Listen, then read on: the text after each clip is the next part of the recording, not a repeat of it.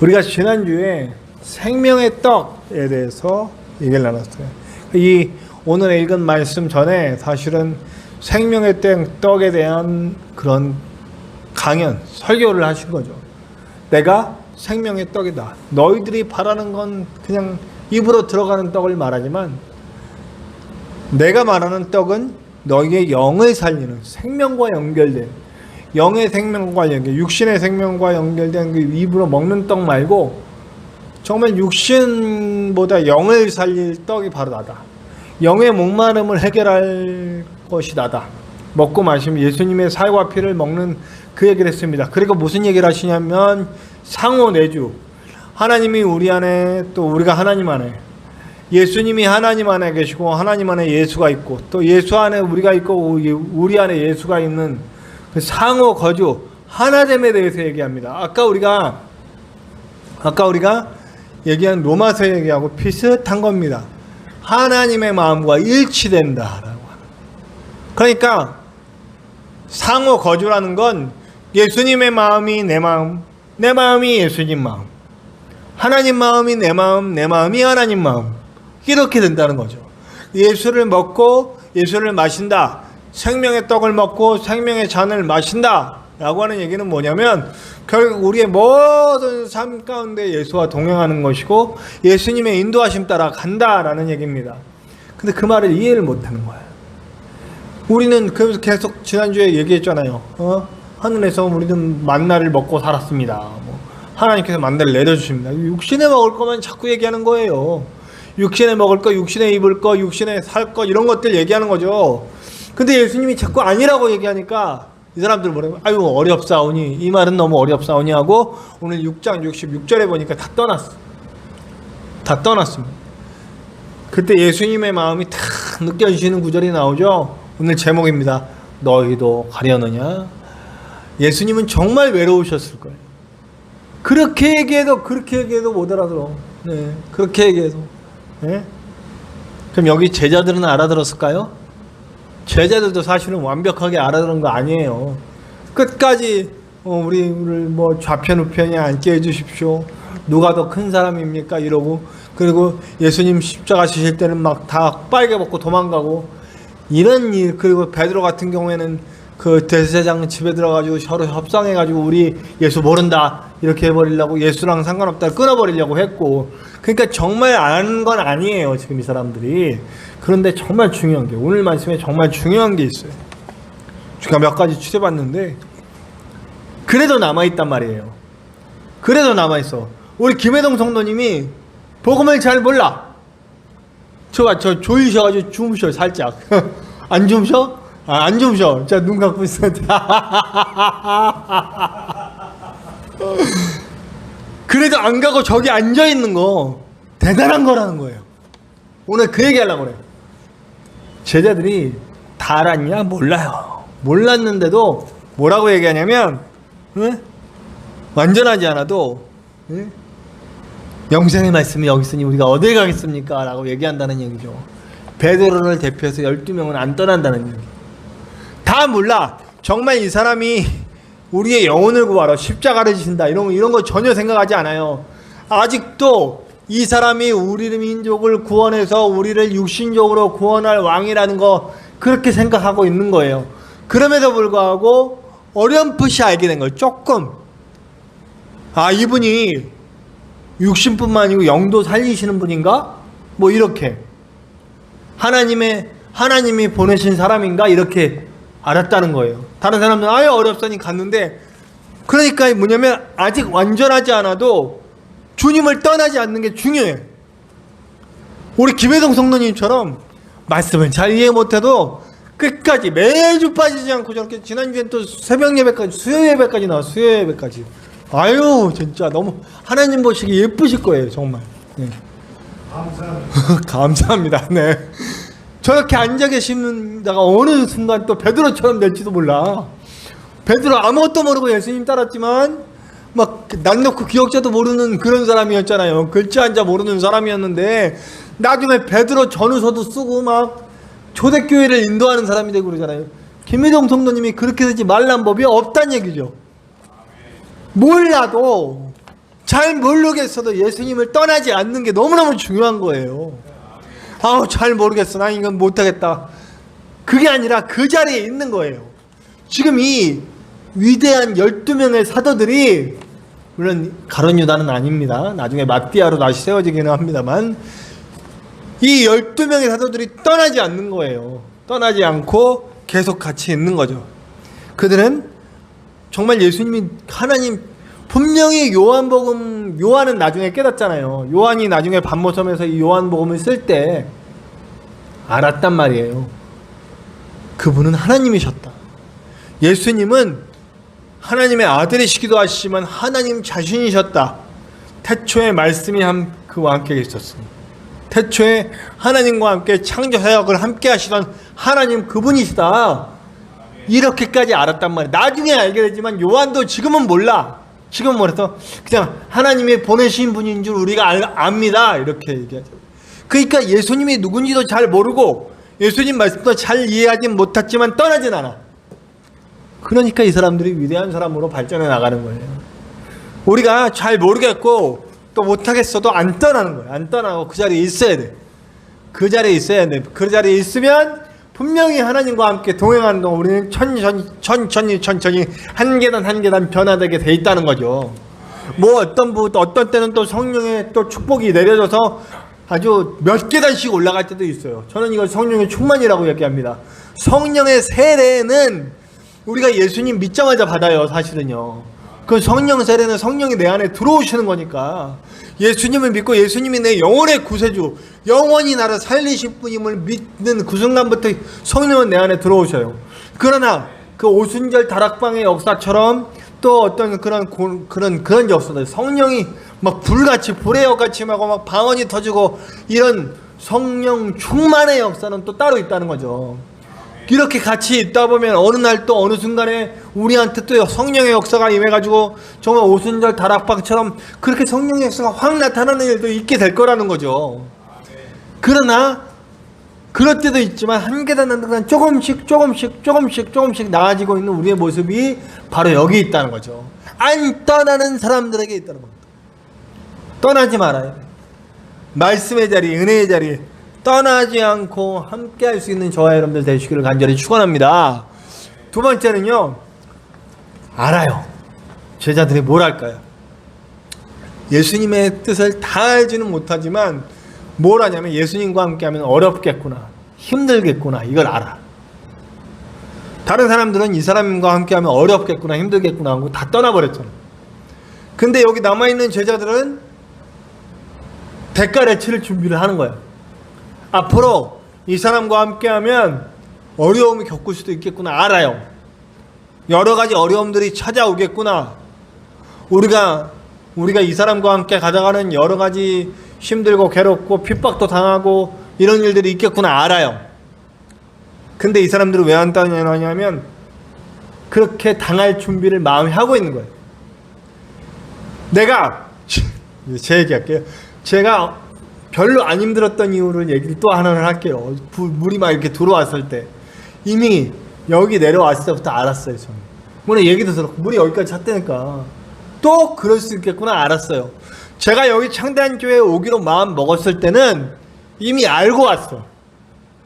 그 정도 대가는 치르리라. 물이 들어와서 여기까지 차고 별 어려움을 다 겪어도 그 정도는 뭐 별거 아닌 것처럼 넘겨버리라 하는 마음, 대가를 치를 마음 가지고 여기 왔단 말이에요. 그러니까 물이 들어와도 또 이제 큰일 났다 이런 마음은 있지만, 큰일 났다 하는 마음은 있지만 이거 내가 감당하리라 이런 마음을 먹고 있었어요. 그러니까 물이 들어와도 그래 나가서 한번 찾아보자, 원인을 찾아보자. 내가 마당에 나갔더니 물이 허벅지까지 차더라고. 일단 차를 먼저 옮겼어. 차가 물 잠기면 큰일이잖아요. 그러니까 일단 차를 바깥으로 빼놓고 원인을 찾는 거예요. 여기 다 젖었어요. 이거 다 이렇게 꺼내내니까, 그 풀을 다 꺼내내니까 그 막 여기 다 젖고 흙탕물 다 젖고 이러는데 제가 그렇게 힘든 걸 모르겠더라고요. 왜냐하면 이미 알고 있었어. 이미 이게 우리가 보통 땅이보다 한 2m 정도 낮잖아요. 사실 내 키보다도 훨씬 높이 2m도 넘을 것 같아. 저 위 땅이랑 이렇게 차이가, 그죠? 그러니까 이런 일이 있을 수도 있겠다라는 생각을 분명히 했단 말이죠. 대가치를 준비를 하니까 이게 되게 힘든 건데 그렇게 힘들게 안 느껴지더라고요. 예수와 함께 가는 일은 대가치를 준비를 항상 해야 되는 거예요. 이번에 그 법이 통과돼요. 저는 우리가 아무리 물론 막아야 되겠지만, 막아서 저주는 시켜야 되겠지만 질 수도 있어요. 통과가 될 수도 있겠다는 생각이 들어요. 통과가 되면 앞으로 우리 교회에 여러 가지 핍박들이 몰려올 것도 알아요. 그지만 그걸 준비해야 돼요. 예수와 함께 가면 마땅히 치를 대가예요. 마땅히 힘들어야 돼요. 이 땅은 우리의 땅이 아니거든요. 이 땅은 마귀 사탄이 공중권세를 잡고 있는 땅이에요. 우리는 이 땅에 내려온 하늘의 뭐 전사? 슈퍼히어로 뭐 이런 건가? 자, 우리 이 땅에 내려와서 그 마귀의 세력을 물리쳐야 될 사람들이란 말이에요. 그러니까 물리치는 과정에서 우리는 당연히 어려움을 겪을 수밖에 없어요. 전투해야 되니까요. 전쟁해야 되니까요. 이 마귀의 세력과 이 공중권세 잡은 마귀의 세력과 전쟁을 해야 되니까. 근데 뭘로 전쟁해야 됩니까? 제가 십자군 전쟁을 무지하게 싫어하는데요. 십자군 전쟁에 대해서는 정말 우리 기독교의 수치라고 저는 생각합니다. 왜냐하면 기독교가 로마를 이긴 건 사랑으로 이겼는데, 섬김으로 이겼는데, 아니 이슬람은 칼로 이기겠대요. 아니 더 힘세고 더 정말 어떻게 할 수 없는 로마 제국은 사랑으로 이겼는데 그거보다 훨씬 힘이 약한 이슬람은 칼로 이겨보겠다고요? 그걸 어떻게 이깁니까? 못 이기죠. 사람이 해보겠다는 거예요. 칼 들고 가서. 만약에 그때 정말 복음적으로 깨어있는 사람들이 이슬람을 사랑으로 품었다면 지금 같은 역사는 안 됐을 것 같아요. 그건 제 생각입니다. 역사를 안 돌아봤으니까 그렇지만 제 생각에는 오히려 로마의 기독교인들이 이슬람인들을 정말 사랑으로 품고 그들에게 진짜 복음을 전하려고 선교사를 보내고 죽으면 죽으리라고 가서 전했으면 이슬람이 이렇게 안 됐을 거예요. 왜 이슬람과 기독교가 이렇게 전쟁처럼 십자군 전쟁 때문에 그렇다고 저는 생각합니다. 가서 죽였거든요. 가서 칼로 어린아이까지 싹 죽여버렸어요. 그렇게 싸웠단 말이에요. 아주 쉬운 일이죠. 죽이면 쉬워요. 사랑은 어렵거든요. 나 죽이겠다는 사람 껴안는 게 어렵거든요. 나 죽이겠다면 난 더 큰 칼 꼽아서 때려 죽여야지. 이게 쉽죠. 나 살기 위해선. 근데 칼 들고 뽑아서 죽이는 쉬운 일을 택했어요. 대가 치를 생각이 그것도 대가라고 생각했을까요? 전쟁이니까. 그러나 정말 큰 대가는 날 죽이겠다고 오는 사람을 사랑으로 안아주는 겁니다. 내가 죽을 수도 있죠. 근데 우리는 정말 죽어도 상관없지 않습니까? 이 세상은 내 집 아니네. 죄 많은 이 세상은 얼마나 좋아. 내 집 아니네. 이 땅은 내 집이 아니라 나는 하나님과 함께 살 영원한 집이 예비된 사람이고, 마지막 날에는 이 땅이 하나님의 나라가 돼서 하나님의 나라, 이 땅에서도 하나님의 나라를 누리면서 살게 될 거란 말이에요. 근데 어째서 나 또 그래. 자꾸 싸우려고 그러냐고요. 대가 안 치르려고 그러는 거예요. 대가를 치르는 거는 저 사람들이 공격해 그 사람들을 끌어안을 생각을 해야 되는 거거든요. 우리는 대가치를 준비하는 그리스도인들이 됩시다. 앞으로 교회는 더 많이 핍박을 받을 거예요. 왜 유럽의 교회들이 망하고 그랬느냐? 차별금지법 통과됐기 때문이 아니라 사실은 복음에 물들어서 대가 치를 그리스도인들이 안 남아 있었기 때문에 망하는 거죠. 진짜 망하는 이유는 저 차별금지법이 통과돼서가 아니고 그 대가를 치를 만한 그리스도인들이 남아있지 않았기 때문이라고 생각합니다. 그래도 우리 감사한 거는 우리 한국교회에는 아직도 대가치를 준비하고 있으신 분이 많이 있다고 생각해요. 정말 많이 있어서 정말 칼이 들어와도 끌어안고 그들과 함께 갈 사람들이 아직도 많이 있다고 생각합니다. 남아있는 자 7천을 엘리야에게 붙였듯이 한국교회도 7천 이상, 7천보다는 훨씬 많겠죠. 그렇게 많은 그리스도인들이 아직도 남아있으리라고 생각합니다. 부디 저와 여기서 함께 예배하는 우리들, 그리고 온라인으로 예배드리는 여러분, 그 남은 자가 되어 주십시오. 대가치를 준비하는 저와 여러분들이 됩시다. 그럼 물이 밀고 들어와도 걱정이 안 돼요. 적당물이 교회 안으로 밀고 들어와도 하나님께서 해결해 주실 것이다. 걱정은 되죠. 이 전기 떨어지면 어떻게 하나 뭐 이런. 전기가 떨어졌어요. 한번 또 일부는 떨어졌어요. 이게 물이 들어가가지고 뭐 그런 걱정들이 있었어요. 그러나 제가 궁극적으로 대가를 준비를 하고 왔기 때문에 그게 아무렇지도 않았던 것처럼 우리가 앞으로 장차 다가올 이 시간들, 장차 교회가 핍박받고 성도가 핍박받을 시간들이 다가오는 이때에 대가치를 준비하지 않으면 안 됩니다. 대가치를 준비하고 마음의 준비, 영의 준비, 삶의 준비를 통해서 진정 사랑으로 준비할 수 있는 저와 여러분들 되시기를 간절히 축원합니다. 그리고 정말 중요한 게 세 번째는 믿음이에요. 믿고 알았나이다. 작은 믿음.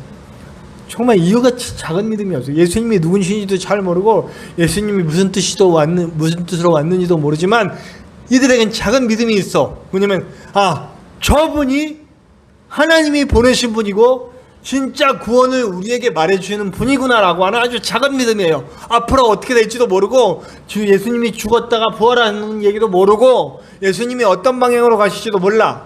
그러나 예수님을 믿어요. 예수님을 의지하고 있어요. 물 위를 걸어오셔서 배에 앉으셨을 때도 그 예수님을 믿었어요. 풍랑이 몰아치지만, 풍랑은 계속되고 있지만 배는 흔들흔들거리고 밤은 어두워지고 있지만 예수님이 여기 앉아 계시니까 예수님을 믿었어요. 예수님을 믿었기 때문에 그들은 그 믿음으로 말미암아 앞으로 한 발짝 나갈 수 있었다는 거죠. 오늘 우리도 믿음을 사용해야 돼요. 우리 앞에 놓여져 있는 건 밀려 들어오는 물이야. 흙탕물이 막 밀고 들어와. 그리고 하나님과 반대하는 세력의 칼이에요. 뒤로 들어와요. 눈앞에 보여. 우리는 죽을지도 모르겠다. 이 성전이 다 물에 잠길지도 모르겠구나. 아이고 전기 나가고 별거 이거 어떡하나. 걱정이 안 될 수는 없지만 그 걱정 가운데도 지금 우리와 함께 하신 분이 누구냐라는 걸 보는 믿음이 있어야 됩니다. 흙탕물이 밀고 들어와도 여기 나랑 손잡고 계신 분은 우리 예수님. 칼 들고 우리를 죽이겠다고 하나님과 반대하는 세력이 우리 교회로 성도로 밀려 들어와도 나의 손 붙잡고 계신 나의 하나님, 우리 예수님, 나와 함께 함을 믿습니다. 믿음은 사용해야 합니다. 믿음은 우리를 구원하신 그 믿음이 우리 안에서 역사하게 만들어줘야 됩니다. 내가 그 믿음으로 설 때 예수님이 보이고 성령님이 보이고 하나님이 보입니다. 부디 저와 여러분 지금 이 순간에도 여러분들이 어떤 어려운 삶을 겪고 있는지 모르겠습니다. 제가 얼마 전에 통화하신 분은 삶의 어려움이 너무너무 힘들어가지고 그렇게 저한테 하소연하던 분도 제가 들었습니다. 그때 제가 한 가지 말해줄 수밖에 없습니다. 믿음으로 섭시다. 하나님 옆에 계십니다. 우리 예수님 내 손 붙잡고 계시고 성령님 나를 이끌어가고 계십니다. 풍랑이 쳐도 그 배 위에 예수님이 계심을 믿고 예수님을 보고 있으면 풍랑을 뚫고 나갑니다. 풍랑은 그대로 일지만 예수님과 함께 있으면 풍랑을 뚫고 갈 수 있는 힘이 생긴다는 거. 그 믿음을 사용합시다 라고 말씀드릴 수밖에 없었습니다. 그럼 오늘 우리도 그 믿음을 갖고 삽시다. 믿음을 이용합시다. 우리의 상황이 어떻든 간에 폭풍이 몰아치건 번개가 치건 여러 가지 적군들이 쳐들어와서 칼 들고 달려들건 우리와 함께 계신 분이 누구인지를 볼 수 있게 되기를 간절히 축원합니다. 예수님이 외롭지 않았습니다. 영생의 말씀이 여기 있음에 내가 어디로 가리까 하고 남아있는 사람들 때문에 그 수가 비록 소수일지라도 그 사람들 때문에 예수님은 외롭지 않았습니다.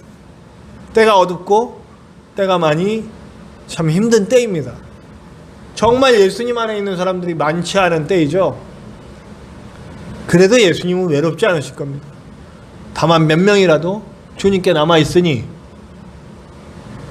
우리라도 주님께 남아있으려고 애를 쓰고 있으니 우리 온라인으로 예배 드리시는 분들이나 여기 우리 함께하고 있는 우리들이나 예수님께 있으려고 노력하고 있으니 그리고 우리 김혜영 성도님처럼 잘은 모르지만 끝까지 예배의 처소를 지키면서 예배하고 있는 사람들이 있으니까 아멘 한번 해봐요. 자, 우리가 있으니까 예수님은 외롭지 않습니다. 자, 예수님만 외롭지 않아요? 우리도 외롭지 않습니다. 네, 우리 전지서 목사님이나 저나 우리 김동선 선생님이나 좀 이렇게 혼자 사는 남자들만 모여가지고 네, 우리 혼자 살아요. 혼자 살다 보니 외롭지만 우리 외로운 시간에도 찬양할 수 있고 말씀 볼 수 있고 예배할 수 있고 우리와 함께 계시는 하나님을 붙잡습니다. 우리도 외롭지 않아요. 우리도 외롭지 않습니다. 어떤 순간에도 나의 손 붙잡아 주시는 예수님이 나와 함께 계시니까 우리도 외롭지 않아요. 예수님을 외롭지 않게 만들어주는 사람이 우리고, 우리를 외롭지 않도록 만들어주시는 분이 우리 예수님이고, 또 우리 주의 형제들이고, 그렇게 손 붙잡고 함께 나가게 되게 될 줄로 믿습니다. 그러면 이게 이루어지는 거죠. 상호 거주. 우리가 예수님 안에 살고 예수님이 내 안에 살고 예수님과 하나 되어 나가고, 그러다 보니 우리는 눈에 보이는 것 욕망 따라가지 않고 우리는 우리 안에 계신 성령을 바라보고, 그리고 하나님과 일치되는 마음으로 나가서 하나님이 원하시는 것이 내가 원하는 게 될 수 있는 그런 사람들이 되겠죠. 그러면 어떻게 됩니까? 하나님은 생명이시잖아요. 우리가 가는 곳마다 막 생명이 피어나는 거지. 내가 가는데 저 인간 때문에 죽겠어 이러면 이건 가짜지. 저 인간 좀 안 나타났으면 좋겠어 이러면 가짜라고. 근데 내가 전화하면 너무 반가워요. 나 진짜 힘들었는데 이렇게 전화 주시다니. 내가 가면 아이고 너무 감사해요. 우리가 가는 곳마다 환영받고 사랑받고 하는 일들이 일어나야 됩니다. 그러니까 마지막으로 우리 기독교계의 우리 목사님들 정죄하는 일 좀 그만합시다. 이제 사랑하는 일 합시다.